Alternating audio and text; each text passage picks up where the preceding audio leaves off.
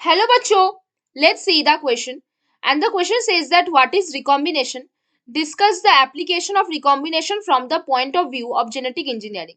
तो आ जाओ बच्चों, थोड़े से की कॉन्सेप्ट के ऊपर बात करते हैं, चीजों को अच्छे से समझते हैं तो क्वेश्चंस को हम बहुत इजीली सॉल्व कर सकते हैं बच्चों। तो देखो, द जीन कॉम्बिनेशन, क्या बोलेंगे बच्चों? The gene combination which is different, जो कि है different, which is different from, कहां से बच्चों? Which is different from parental gene, किससे? पेरेंटल जीन से, उसको आप क्या बोलते हो?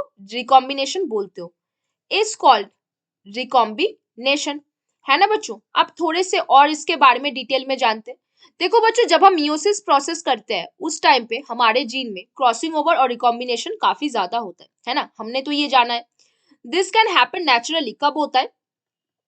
This can happen naturally during meiosis, कब होता है? नेचुरली ड्यूरिंग मियोसिस, मियोसिस के टाइम पे ये हमारे में नेचुरली होता है ना बच्चों?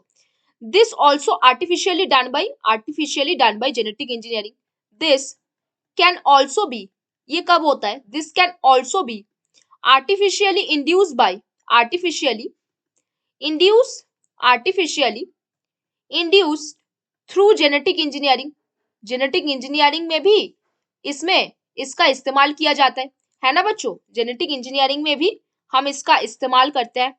और जैसे एग्जाम्पल, अगर हमें कुछ एग्जाम्पल पूछे, जैसे अगर आप एग्जाम्पल दो, कौन कौन आ सकता है? हमारे बीटी कॉटन, कौन आ सकता है?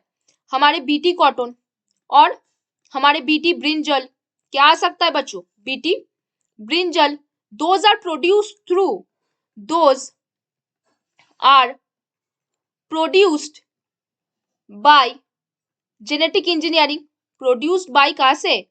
जेनेटिक इंजीनियरिंग से, है ना बच्चों? और क्या क्या हो सकता है?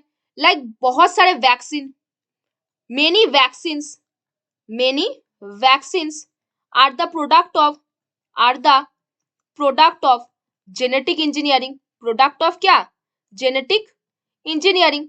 जैसे हमारे हेपाटाइटिस बी वगैरह, ये सारे कहां से बने हैं? जेनेटिक इंजीनियरिंग के थ्रू बने, है ना बच्चों? तो हमने यहाँ पे क्या बात किया बच्चों? रिकॉम्बिनेशन क्या है?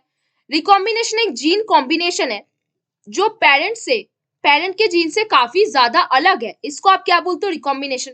नेचुरली ये मियोसिस के टाइम पे होता है, इसके अलावा भी हम आर्टिफिशियली जेनेटिक इंजीनियरिंग कर सकते हैं बच्चों।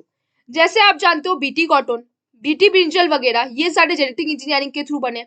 बहुत सारे वैक्सीन ऐसे भी है जो जेनेटिक इंजीनियरिंग के थ्रू हम बनाते हैं, जिसको हम टाइप 3 वैक्सीन बोलते हैं, है ना बच्चों? तो हमने यहाँ पे एप्लीकेशंस के बारे में बात की कि जेनेटिक इंजीनियरिंग में रिकॉम्बिनेशंस का क्या एप्लीकेशन है, रिकॉम्बिनेशन क्या है, उन चीजों को हमने डिस्कस किया। तो बच्चों, hope you understand the question very well. Best of luck बच्चों।